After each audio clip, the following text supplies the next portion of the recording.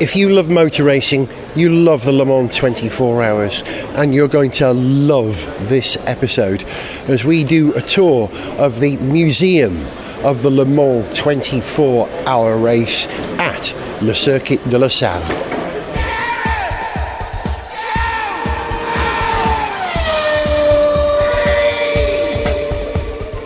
Hello, welcome to Gareth Jones on Speed. I'm Gareth, he's Stevie. Hello. And he's Zog. Hello. We are rather excited, not just because we've come out of the heat of the Circuit de la Salle into a nice, cool building, but this is the best museum dedicated to the 24-hour of Le Mans, perhaps the only museum actually, but it is at the circuit. So we've been here before, Zog. Do you remember the last time we came? I mean, it was about 10 years ago.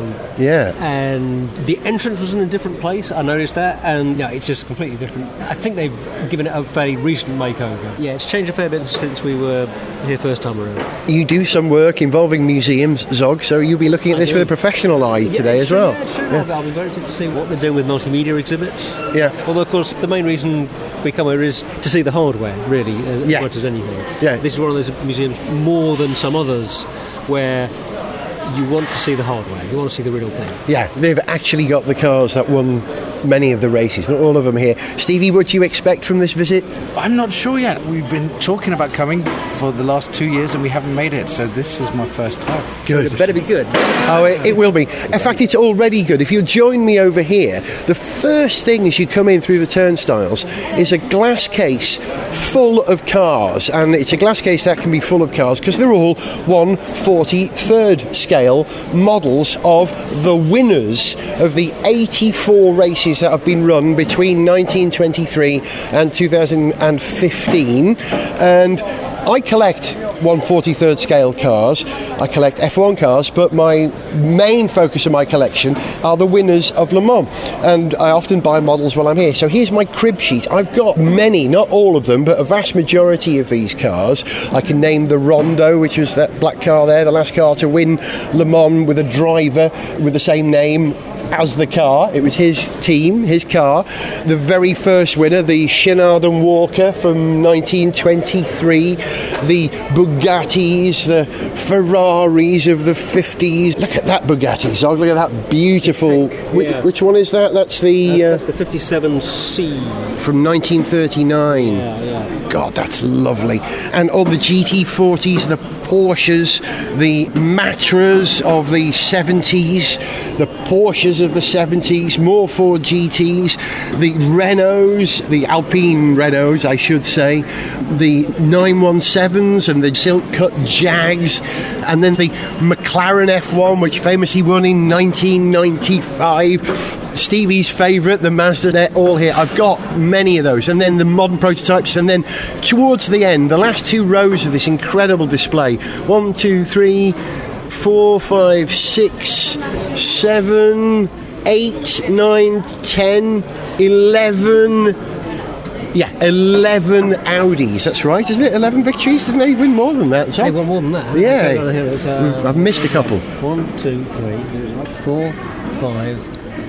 6, 7, 8, 9, 10, 11, 12.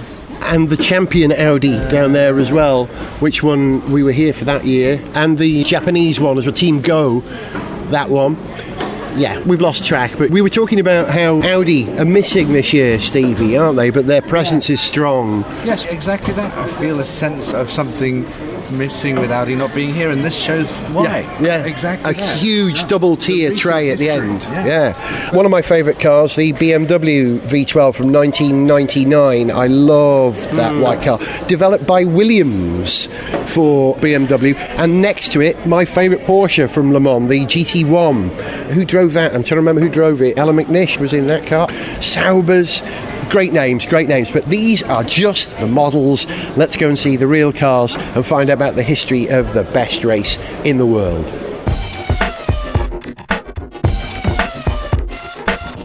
Charles Faroux, is that how you say that? I think so. Charles Faroux, it says here, in 1923, Charles Faroux launched with Joe Durand and Émile Coquille Forgive me for my pronunciation. The first run of the 24-hour endurance Grand Prix, the Rudge Whitworth Cup, which I believe you had to win it 3 years to win the Rudge Cup or something like that. Yeah, Farou was director of the Le Mans 24-hour race from 1920 to 1957, chaired the Association of Sporting Journalists, an engineer by trade. He created the Society of Automobile Engineers in 1927. I didn't know that. With Ravenou, he developed the timing system for the 24 hours of Le Mans. As we came in, there were some timing modules, so that's clearly part of it. If you're going to have a race, you're going to need to develop the support technology too. And they've got his pith helmet here. Charles Farou's pith helmet, in memory of him, in a nice glass box. And I do like things in glass cages, I do. The Bentley boys. A nice big model of a blower Bentley from 28, 27? Well, they ran here from 23, they won in 24, then from 1927 to 1930. Wow.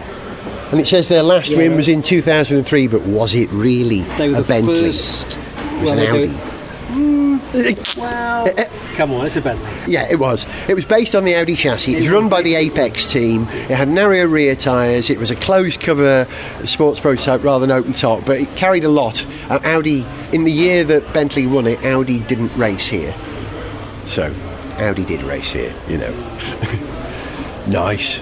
Bentley. It's great that Bentley are featured so strongly here in the history of the sport. They were the first team to dominate the sport. Very early in the race, there was a decade or so when Bentley were the team to beat and the team that most of the time weren't beaten. So. Yeah, and it's a great pleasure. We didn't see any this year, but often when you're driving to Le Mans on the motorways, the A roads, you will pass the odd blower Bentley doing about 90 miles per hour with two people sitting in leather helmets driving it. That's fantastic. It's a French race, and there's nothing better than a French car winning a French race. There's a display here dedicated to Amédée Gordini, who ran Gordini's here. Well, Simcas, I think they were, Simca engines, and I think the last time they ran was in the late 70s. Nice to see them represented, racing in French blue. Beautiful. Yeah. It appears that the early part of this museum is dedicated not to the cars but to the names synonymous with Le Mans, the people who made this race happen. Louis Rossier, who drove for 23 hours in 1954. Incredible. You can't do that anymore. You're not allowed to drive for more than 2.5 hours at a time, is that right, I think? I can't remember what the limit is, but yeah, there's a hard limit that you're not allowed to go and do that. Heroes of the race. Shared a car in 1951, a Talbot. Oh, sorry, I said Fangio. 1954, that's right, that's Louis Rossier driving the 23 hours. I was thinking of Pierre Levy, who in 1954 also drove for 23 hours, but he fluffed a gear change and overrode the engine and didn't finish the race. Your details, Og, is very good. Well, it's very patchy, but it's good in places. Yeah, well, epic moments. So the other great names here, Lofty England. I wonder if he was British. A Jaguar driver from the 1950s. Enzo Ferrari, Ferry Porsche, Oliver, let me say this right, Guénédébien, I think. Charles Duch, Ferry Rodriguez, Steve McQueen, Henri Pescarolo, Henry Ford II. They've all got their cars in boxes or models of the cars and huge displays of the people with pictures. Henri Pescarolo, I remember being here a few years ago when Team Pescarolo didn't race for the first time in many years, and there was a sign on the grandstand. If you've heard the show, you remember me saying it. The sign said Le Mans sans Pescarolo, said non pas Le Mans. That's an approximation of what it said. My French isn't terribly good at all, but Le Mans without Pescarolo isn't Le Mans. A great French hero, a local team, of course. Pescarolo were based here at Le Mans. Jackie Ickx, Derek Bell, great winners who held records for many years. Derek Bell in the Rothmans Porsche years. Jackie Ickx, whose daughter, as you know, Vanina Ickx, has raced here, and I have a huge soft spot for her. She has such a lovely smile and looks very like her father. And Jean Rondeau, a picture of him. He's the chap who's the only person ever to win Le Mans in a car with his name on it, his car. And finally, the king of Le Mans, Tom Christiansen, who won 24 hours, I think that's right. They've got his race suit here with TDI Power written on the front, and that's an interesting thing to observe. This is the first year this year that Le Mans will run for many years without a diesel engine. Diesels no more. So that's a presentation of the heroes of Le Mans. Let's see what the next section is. Gareth Jones on speed! The first full-size car that you encounter here at Le Mans is an Audi. Not a race car, but the R8 LMS, the safety car that led the field in the event of incident and the warm-up laps and the like for many years. Audi, of course, no longer at Le Mans, so the pace car this year, the safety car, is no longer an Audi. In fact, BMW are providing all the support vehicles this year, perhaps as an effective way of tapping into the PR penetration, as they say, of the 24 Heures to spread their name. BMW, of course, have raced at Le Mans for many years, and in recent years the car that they chose to race at Le Mans, I would argue, has no place running at Le Mans. It was the 3 Series Coupe, which was a 4-seat car. I don't know, you should be allowed to drive a 4-seat car at Le Mans. I mean, come on, this is not a touring car race, is it? There's a remarkable little alcove here with a range of TV monitors. 1, 2, 3, 4, 5, 6, 7, 8, 9, covering many of the decades of racing here at Le Mans from 1923. Some wonderful black and white silent movie stuff from 1923 of the inauguration of the race. Remarkable. The history of Le Mans reaches a lot further back than Formula 1 racing. You know, Grand Prix racing has been around for a very long time, but the endurance race of Le Mans began in 1923. Formula 1, 1950. So, you know, there's some heritage here. Very pleased to see Hitler mentioned. I'm not. But in one of the monitors, 1935, war, of course, interrupted racing for a while here, and that has to be mentioned because the war was largely fought here in France, so stuff like motorsport would have gone by the by. All the decades are represented here, and it's wonderful seeing it evolve from the black and white in the 60s to the colour of the 1970s and the quality of the pictures in the 80s and the 90s. There's a great thing here highlighting 1999, massive floods, a very, very wet year, and that would have affected the race. I remember in the year that Peugeot won, 2008, was it the year before or the year after, was incredibly wet. I distinctly remember standing with Zog by the Ford chicane, watching cars go down the circuit with a bow wave in front of them, water piling up. How they managed to stay on the circuit, I'll never know. Into another area here. This is a vast arena with, I'd say hundreds, possibly even 1,000 model cars. Perhaps every car that's raced here from the very beginning of the race. I do love models. As you know, I buy them while I'm here, and this is my crib sheet. I think, I must get that. I haven't seen that before. Lovely. If you like models, like me, you might find it very difficult to get out of this room. Oh, gosh. Lovely. Yeah, I know I'm perving, but I think I'm amongst friends. I think I'm allowed. The centrepiece of this arena is a giant circular table some 20 feet across with a model of the circuit to scale laid out, showing the 13.5 kilometres that this circuit is. I think that's right, 13.5 kilometres. Forgive me for not getting it right if it is wrong. I do like a model. It's not to the same scale of the 1/43rd scale models around it, but it gives you an idea of the layout of the circuit. You know, this huge oval with kinks and pinches and wiggles and a great forest in the middle. Famous names: Hunandière, Mulsanne, Indianapolis, Ford chicanes, Porsche chicanes. Epic names that have been carved into the history of motorsports. Am I over-infusing now? Oh, more models. Oh, nice. 1/43rd scale models of the pits over the years and how they've evolved from the wooden shacks with corrugated steel roofs in the 1920s through the more rigid structures of the 1950s and the multi-level terraces of the later 1960s and 1970s, and the contemporary stuff these days. Oh, that's a lovely model. They've got cars in every garage: Honda, Corvette, Mazda, Ferrari.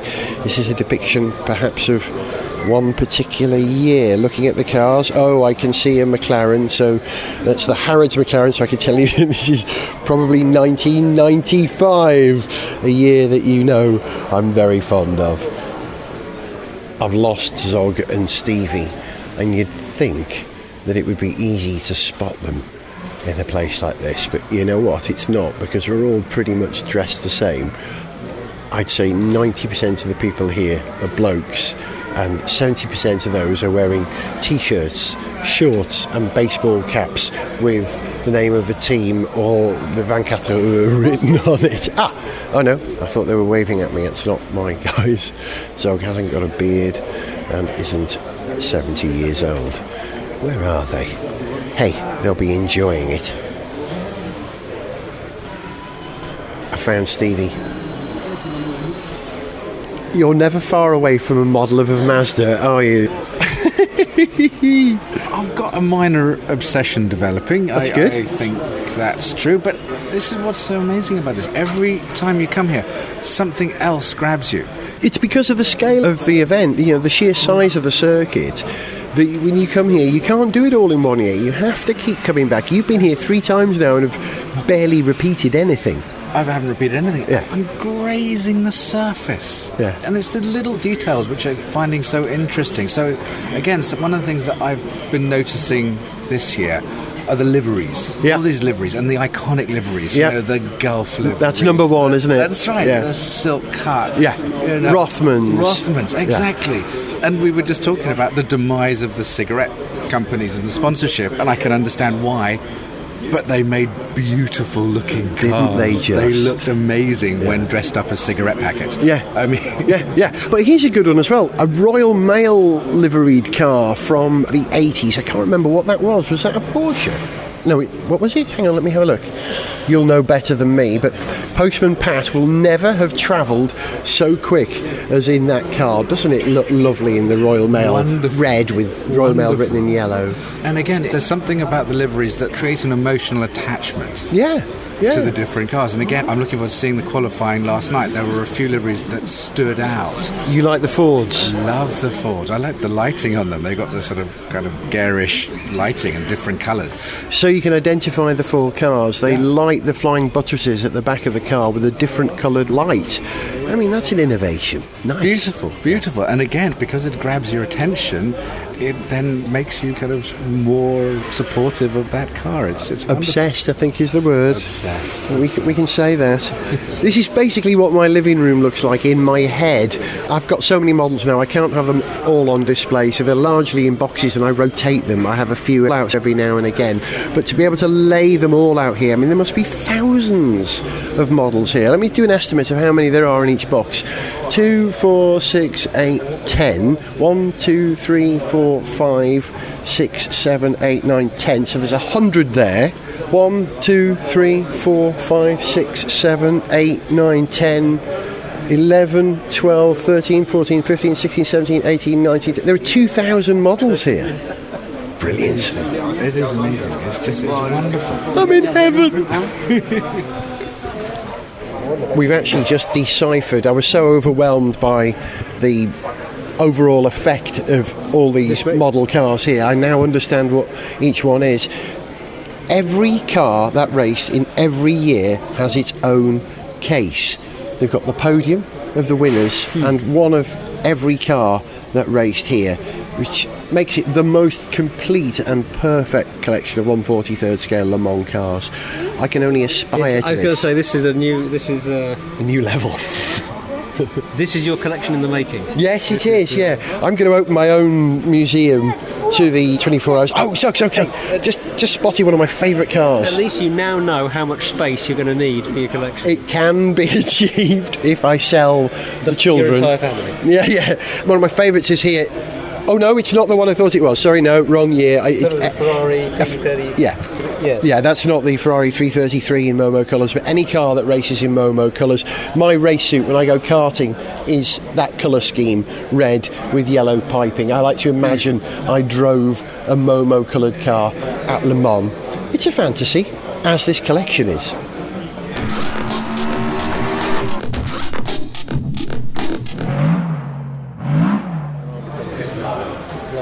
Now, Zog is the best French speaker amongst us. What does La Jeunesse mean? Do you know? Genesis? No, I don't. Okay.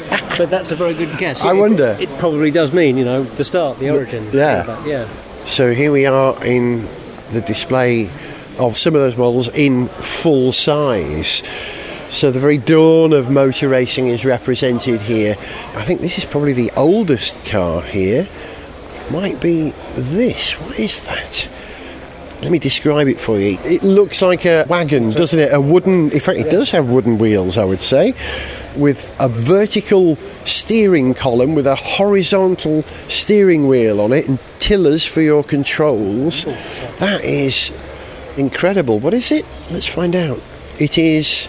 Type D runabout. Amidei Ball Fields. Is that how you say that?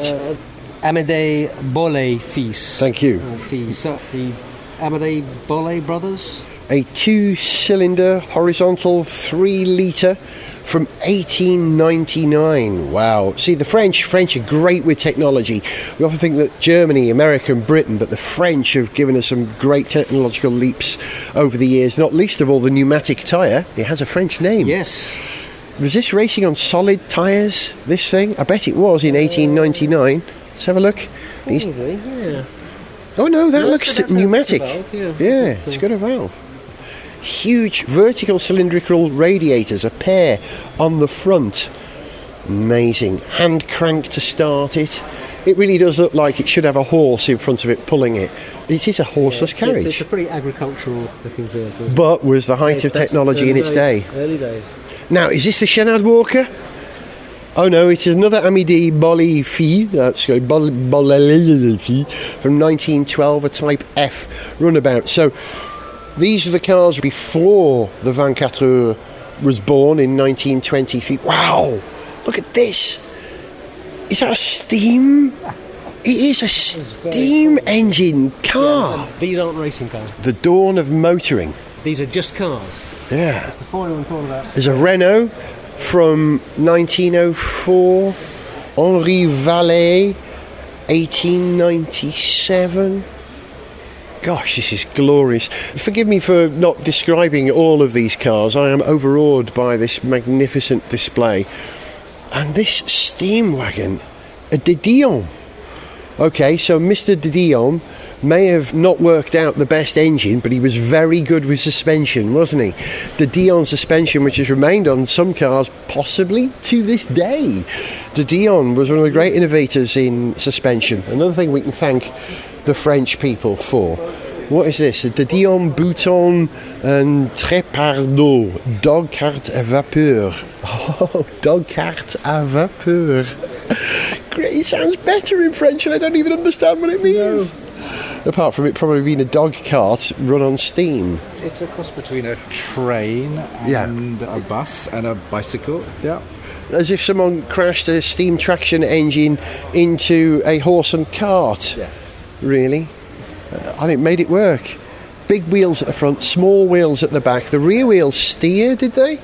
Or, because it doesn't look like the front wheels. I don't think there's any steering. No steering. Hardly any braking. No, yeah, the brake pad is actually not on the rim, but on the tyre, the solid tyre, just a lever that pushes against it. Hey, simplicity. The interesting thing about this Peugeot, to me, actually, is in a way how modern it looks. Because Google a picture of a Peugeot Type 48 to see what I mean.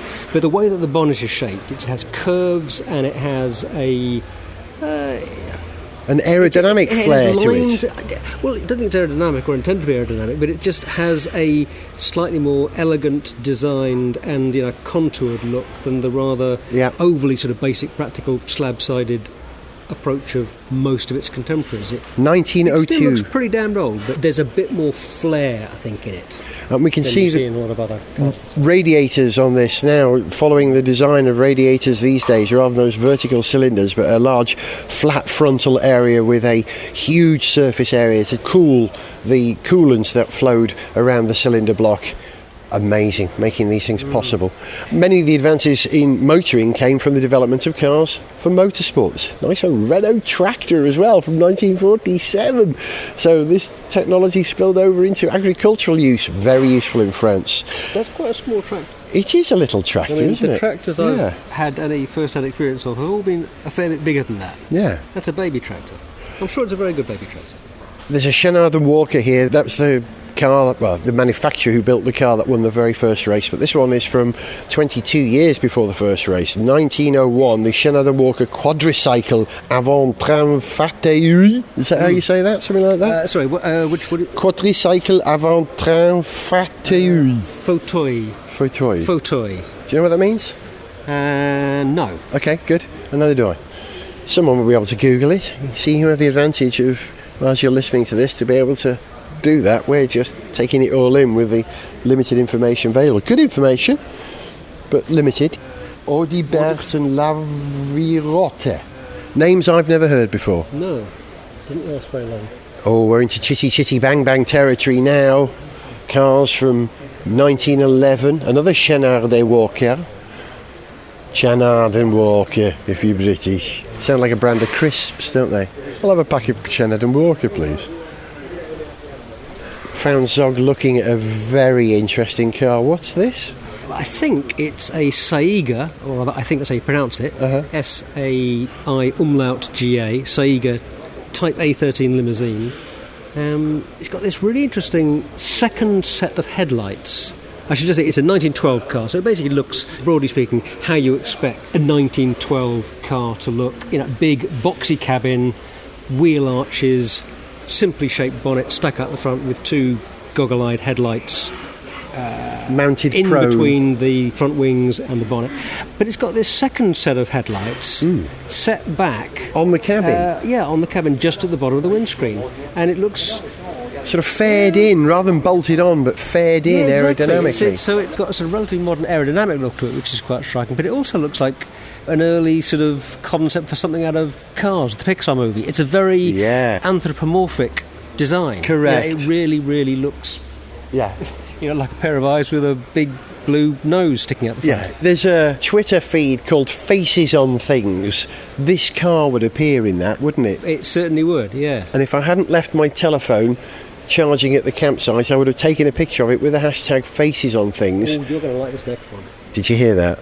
Zog said you're going to like this one. Of course I'm going to like this one. Oh, yeah. It's a Lancia. Saying it right, not a Lancia, Lancia, and it's red, of course. It's got very, very clean lines. It's a very elegant... Lightweight. I mean, it looks like it's been quite nicely restored. That doesn't look very original to me, but that's by the by. It's a very pretty car. It's a 1923 Lancia Type 67 Lambda Torpedo. I should say that with an Italian accent, shouldn't I? Lambda Torpedo.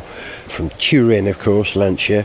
A 4-cylinder V 2.12 litre engine, 49 horsepower. A milestone in automotive engineering. Oh, yes. And one that can be considered the first modern car. This had a monocoque body without a separate chassis and independent front wheel suspension. And bless them, I found yet another typo. They've written independent. They've spelt it wrong, unfortunately. Independent. Yes. Well, French, you would independent, wouldn't you, rather than dent. But hey, we'll forgive them. It is not a grammar exercise, is it? Hey, it's always a grammar exercise. And also, that's spelling, not grammar.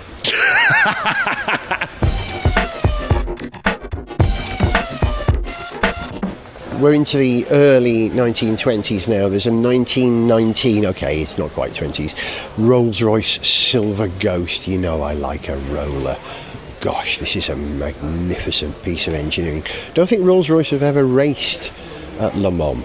I could be wrong, but next to it is a car of a brand who owned Le Mans for a number of years. Bugatti, how happy are you, Z? Oh, I'm very happy. Type 30. I'd be happy if I could drive that out of here, but... Yeah. I'd love to see you drive a Bugatti. I'm going to make that my target to arrange that one day. I think you'd like that, wouldn't you? Let's make it so. Right, we could spend the rest of this entire programme looking at the road cars here, the 1930s. Oh gosh, what's this? An Hispano-Suiza, of course. A great name, long lost but not forgotten. Two Hispano-Suizas. Elegant cars of the 1920s and 30s. Actually, I wrote a song for Gareth Jones on Speed in the style of Ultravox, which I have not yet produced for the programme. I never quite finished it, which was called sort of like Grand European Cars, sort of a bit like Vienna, you know, that European tradition, mentioning the names of all the European cars which have long gone, that we've forgotten. And I remember Hispano-Suiza. Can you imagine Midjour from Ultravox singing the words Hispano-Suiza? Hispano-Suiza, oh! That's my impression of Midjour, which is not that great, which is probably why that song has not yet been published. We've lost Stevie again. We've lost Stevie. Oh, Hispano-Suiza, lovely. Oh, yeah. We'll catch it up shortly. Delahaye, another one. I always think Delahaye sounds like a rap song. Delahaye, Delaho, Delahaye. Another Bugatti saloon. Race cars. Early Grand Prix. The Grand Prix d'Endurance de 24 heures. Coupé Rouge Whitworth. Vino Degunia Torpedo Blanc. Forgive my accent and pronunciation. I'm just reading what's here and making a stab at it. It's worth a try, isn't it? Oh, now I recognise this. This is the Chenard and Walker, but not from the first year. This is from 1925. 23 it won. A little car. Very French, almost as if it's made out of corrugated steel, but that's not corrugations. The folds in the metal are the vents over the engine to allow cooling. But what a little car that is. A solid little thing. Simple. Knock-off hubs. Well, that was an innovation for motorsport, wasn't it? Those knock-off hubs to take the wheel off, I believe. I could be wrong.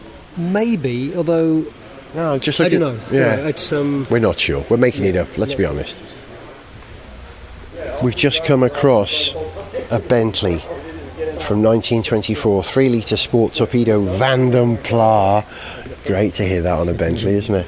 It says the winning car of the Le Mans 24-hour race of 1924 and a lap record holder in 1923. It starts here, really, doesn't it? Yeah. What a car. What a car. And now when they say the winning car, they mean the winning model, or is this actually the car that won? I wonder. We'll never know. Might be something that you can look up and find out for us, but let's say it is for the moment and enjoy that. That's good. Gareth Jones on Speed.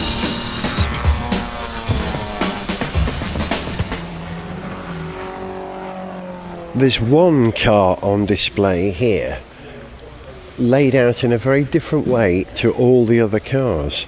They're all horizontal. This one is vertical. It's standing on its tail. If I describe it, you might know what I'm talking about. The Citroën DS Musée from 1961. Top quality build, state-of-the-art technology, and still affordable. It's no wonder the legendary DS Musée had a production life of 20 years from its debut at the Paris Motor Show of 1961. But this car, standing on end, has no wheels.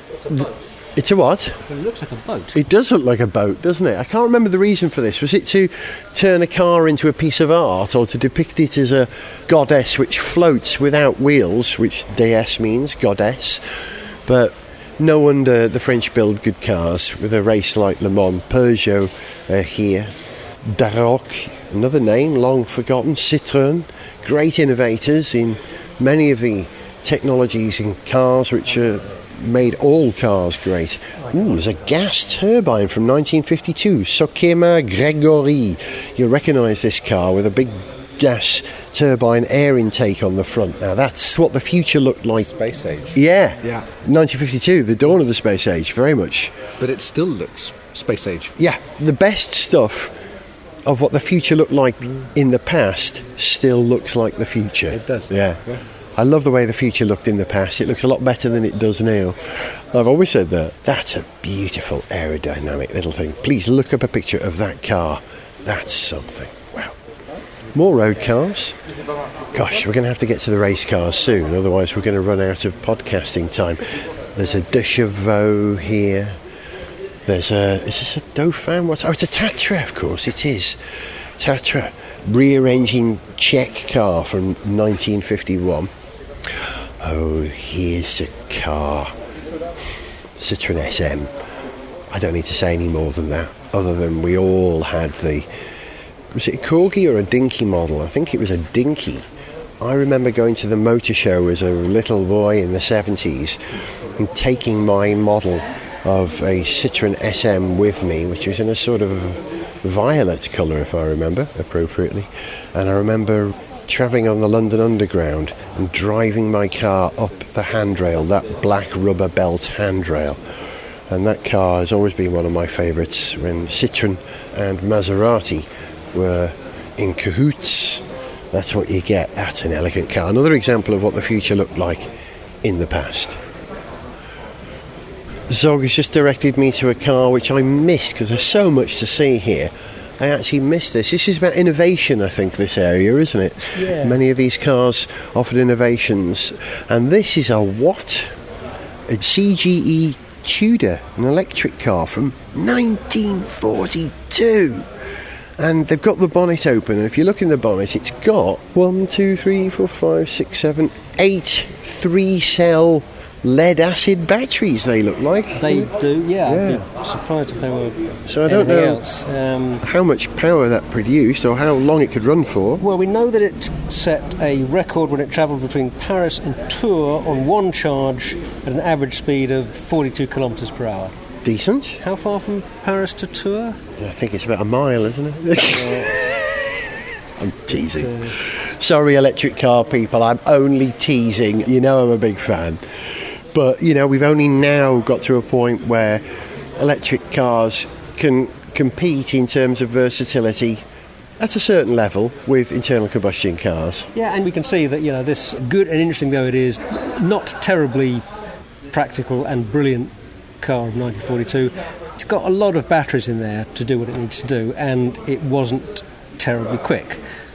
Top speed 58 kilometres per hour. City car. That'd be perfect. No emissions. As a little runaround, you could have had a little electric city runaround in 1942. And I wonder how long that took to charge. Yeah. You could work it out, I suppose, depending on what power they had. I guess it would be the same as recharging any other car battery, wouldn't it? Yeah, okay, take your point. If it's a lead-acid car battery, it's going to take exactly the same time to charge up as 12 hours or something, yeah. Lead-acid car battery. Come on, let's go and see the race cars, because really, that's what we're here for. And if you'd like to join Gareth, Zog and Stevie as they enjoy and discuss the magnificent collection of Le Mans race cars as they continue their tour of the museum, you can, in Le Musée des 24 Heures du Mans Part 2, coming up in the next episode of Gareth Jones on Speed. To send us an email, see pictures, get song lyrics, join our Facebook fan site, follow us on Twitter, or to find out about sponsorship opportunities, go to garethjones.tv. Gareth Jones on Speed is made in London by Whizbang. Before we finish, I think I should answer a couple of questions about some missing facts in the programme. The car that ran in the Royal Mail livery was the 1987 Ecos C286, driven by David Leslie, Ray Malek and Marc Duez. That French electric car, the CGE Tudor, drove from Paris to Tours. Well, that distance it covered was 240 kilometres or 140 miles. And finally, Fusée means rocket, which is why that Citroën DS was standing on its tail. See you for the next programme, which is all about the race cars. You're going to love it. See you then. Yeah!